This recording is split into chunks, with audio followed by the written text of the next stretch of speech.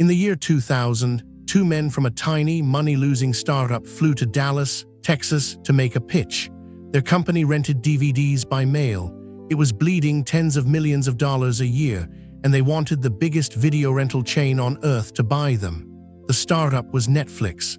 The asking price was about $50 million. The company they pitched was Blockbuster, and Blockbuster said no. Netflix co-founder Mark Randolph later summed up that room in one blunt sentence. They were, he says, laughed out of it. Whether that laughter was literal is a question we'll come back to. But the decision was real, and it may be the most expensive no in modern business history. To understand why Blockbuster felt safe saying no, you have to see how enormous it was. Founded in Dallas in 1985, it grew at a pace almost no retail chain in history had matched. By its peak in 2004, it operated roughly 9,100 stores, not just across the United States, but in 24 other countries, employing about 84,000 people. In its record year, it took in more than $6 billion in revenue, and a striking share of its money came from a single, unloved source: late fees. In the year 2000 alone, Blockbuster's own annual report to regulators shows that fees on movies kept past their due date brought in $795 million, 16% of its total revenue. Those late fees were nearly pure profit, which is exactly why they would later become a trap. Netflix was founded on August 29, 1997, in California by Mark Randolph and Reed Hastings. Randolph was the first chief executive. Hastings supplied the capital, about $2.5 million from selling his previous company. Their idea was simple in concept, tricky in execution: rent DVDs through the mail. The disc was new in 1997, small and light enough to survive a padded envelope, which was the insight that made the whole model possible. Now, here is the legend you've almost certainly heard, that Hastings started Netflix because Blockbuster charged him a $40 late fee for returning the movie Apollo 13. It's a clean, satisfying origin story. It is also almost certainly a myth. Co-founder Mark Randolph has flatly called the late fee tale, in his own words, a lot of crap that never happened. And the journalist Gina Keating reported that Blockbuster searched its records and found no such charge. The irony: early Netflix charged late fees too. It only switched to its famous no late fees subscription model in September 1999. So what actually happened in that Dallas meeting? The well-documented parts. It took place in the year 2000. On the Netflix side were Reed Hastings, Mark Randolph, and their chief financial officer Barry McCarthy. On the Blockbuster side was chief executive John Antioco, and the pitch was not a simple buyout. It was a partnership. Blockbuster would pay about $50 million. Netflix would run all of Blockbuster's online business, and Blockbuster would keep the stores. Now the contested part. The vivid image of executives roaring with laughter comes mostly from Randolph, but in his own book, the language he used was that Antioco was struggling not to laugh, a brief lip twitch, not a roar. McCarthy hedged that they just about got laughed out. Hastings described only imagining the laughter as they walked out. And Antioco himself later said he barely attended, and that open mockery would have been out of character.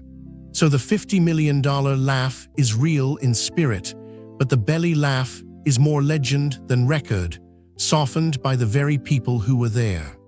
Blockbuster was not blind to the threat. John Antioco, who took over in 1997, eventually fought back hard. In 2004, he launched Blockbuster Online. Then, in 2006, came Total Access, a genuinely clever program that let mail subscribers return DVDs at any store and grab a free in-store rental. For a brief window, it actually worked. By early 2007, Blockbuster Online was signing up subscribers faster than Netflix. And in his boldest move, on the 1st of January 2005, Antioco abolished late fees entirely, eating hundreds of millions in high-margin revenue to remove the biggest reason customers resented the company. It was not cost-free.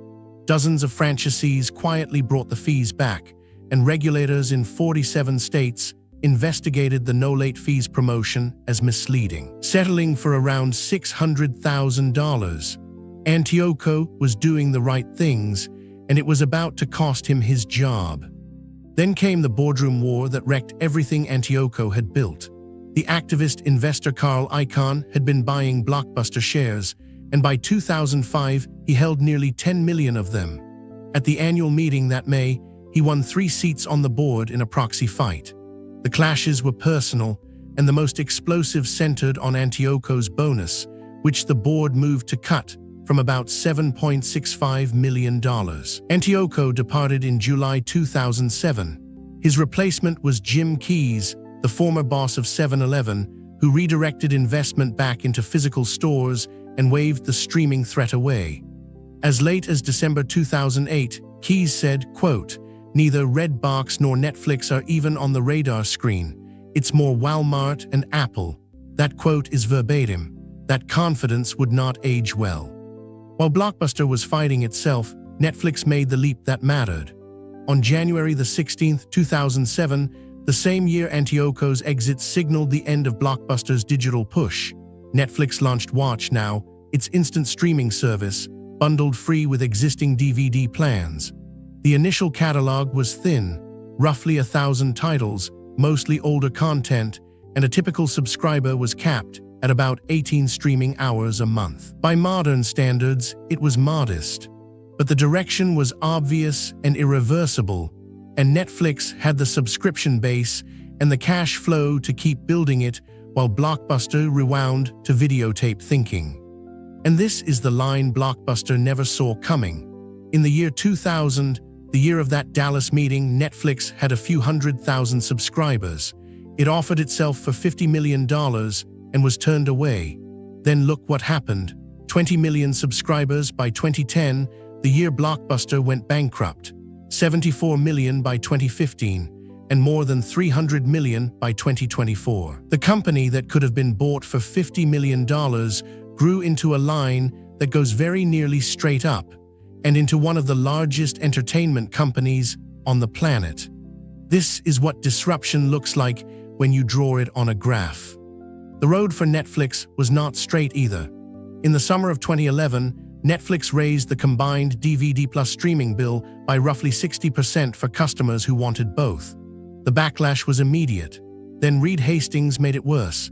He announced the DVD business would be spun off into a separate company with a new name, Qwikster, meaning 2 accounts, 2 queues, 2 websites.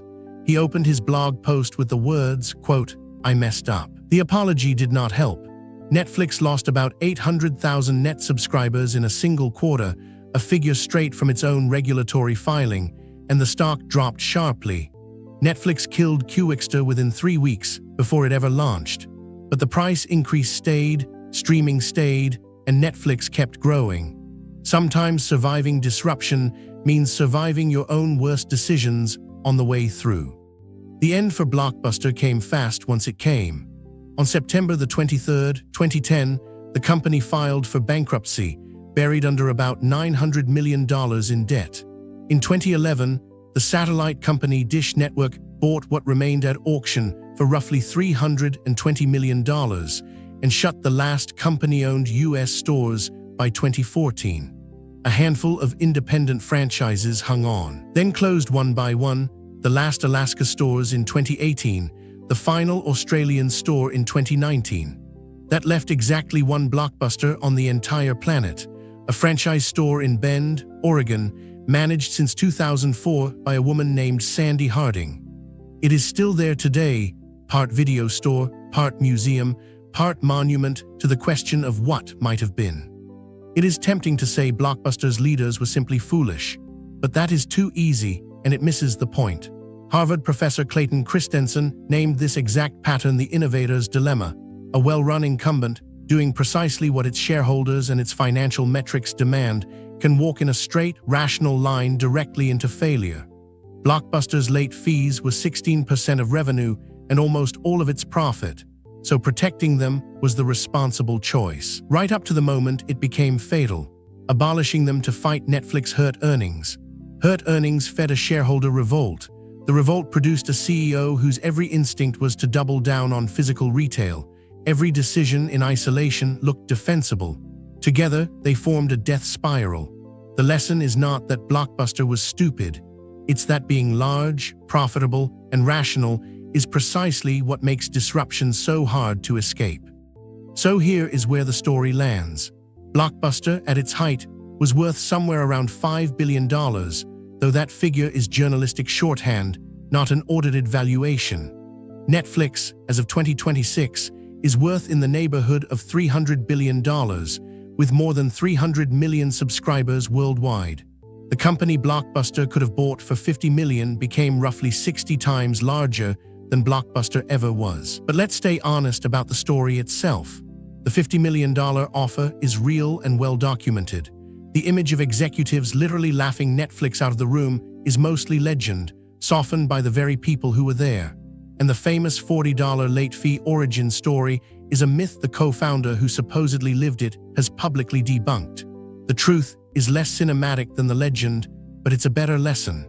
Disruption rarely arrives announced. As a villain laughing in a boardroom, usually it just walks in the door, makes a modest offer, and gets a polite no. Thanks for watching, subscribe for more. This report was built from company filings by Blockbuster and Netflix, the investigative histories by Mark Randolph and Gina Keating, and reporting by the Harvard Business Review, The Motley Fool, CNN, Variety, and others. Chart figures come from Netflix's own filings. Full sources are in the description, so you can check every number yourself. Thanks again for watching.